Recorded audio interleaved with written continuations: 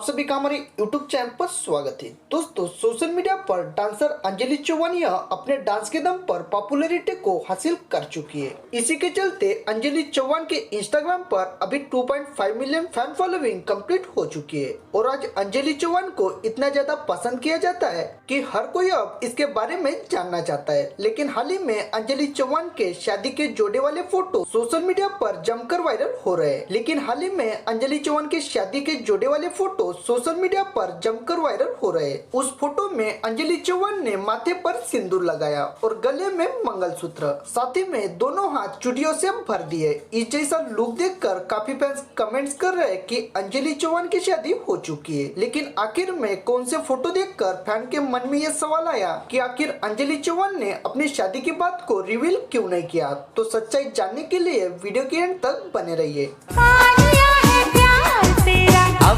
नहीं खोला। दोस्तों, जैसे कि आप लोग स्क्रीन पर देख ही रहे हो, इस फोटो में अंजलि चौहानिया शादी के जोड़े में नजर आ रही है और इसने माथे पर सिंदूर लगाया और गले में भी मंगलसूत्र पहना है। माथे पर बिंदिया, हाथों में चूड़ियां, ये लुक अंजलि का सबको हैरान कर रहा है। लेकिन आप लोगों को बताया जाए तो अंजलि चौहान का कुछ दिनों पहले एल्बम सॉन्ग का शूट हुआ, जिसमें अंजलि चौहान ने इस तरह के लुक को क्रिएट किया और तभी उस शूट के दौरान निकाले हुए फोटोज हाल ही में सोशल मीडिया पर जमकर वायरल हो रहे हैं।